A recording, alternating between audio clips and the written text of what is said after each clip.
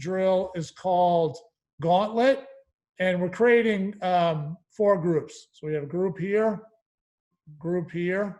that's going this way. We have a group here that's, this way or this way, however you want to look at it. We got group 3 that's right up the middle of the field here. We got a group at an angle here. Then we have a group along this GLE.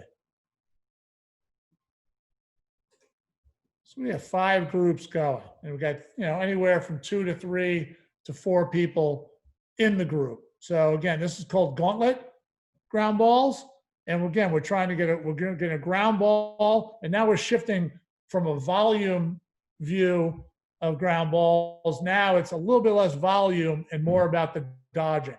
So let's, I'm going to let this run, and then you guys can see what's happening. So just pick a group that you're watching. And you can see a guy scoops the ball. He's got to dodge one guy. He's got to dodge the other. He's working off different dodges. And so let's focus on this group right here. And so you got 4 different groups going on in 4 different parts of the field. And I like this drill because it gives you a volume of dodges.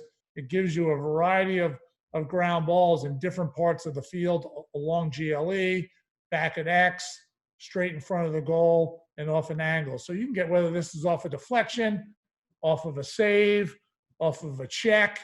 Again, them doing the hard thing in the space that they're going to be confronted and doing it during a game. So we got this group right here. And so let's talk about the coaching points here. So here's player 1, here's player 2, and here's player 3. Player 1, his job is to scoop and then meander his way through this gauntlet of guys. And then when he comes out of the end, he's going to make a big turn. And the guy who's number 2, he's going to move into number 1's role. Number 3 is going to move into number 2's role. And then they're going to rotate spots. And so you got this perpetual gauntlet of dodges going. So again, if you're focusing on this group right here, this one right here, you're seeing this guy has the ball right now, and he's going to, he hitches the first guy, and he rolls the second guy.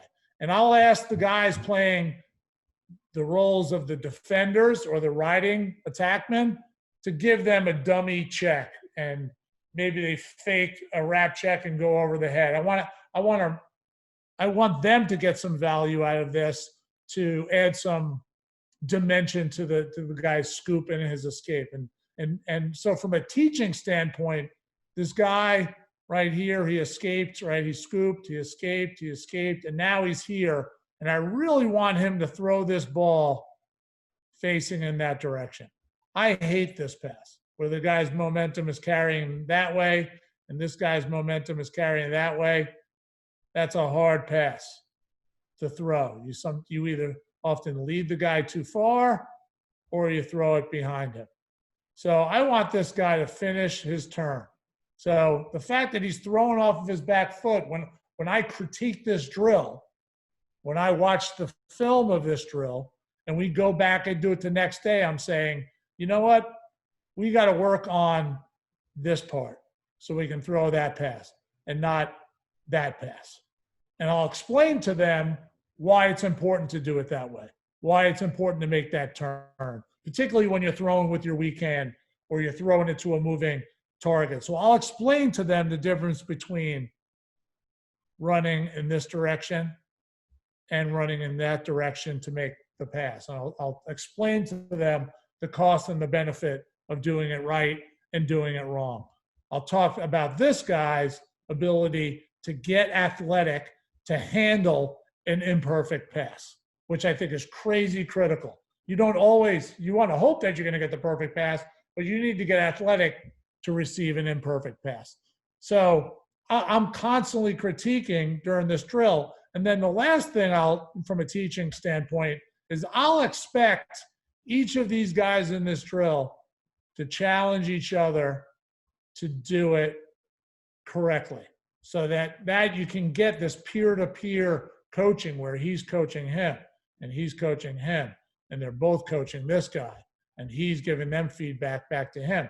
I want this repetition. I want this constant feedback. I want them to develop the habit that they're hard on each other, not personal. And I always say, hey, you might not like the messenger, but listen to the message, particularly if it has validity and helps our whole team. And so each guy will get each guy will go 2 or 3 times, and then we'll rotate positions. We'll blow a whistle. This group will go here.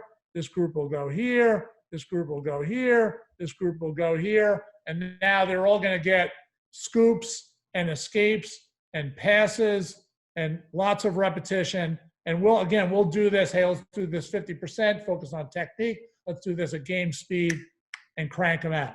So, and we may have these guys do things that maybe our future opponent has a bunch of attackmen who run and are always throwing wrap checks and going over the head.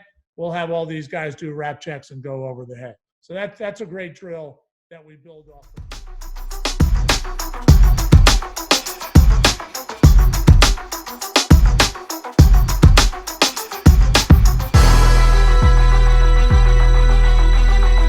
Here is a game example of Gauntlet ground balls.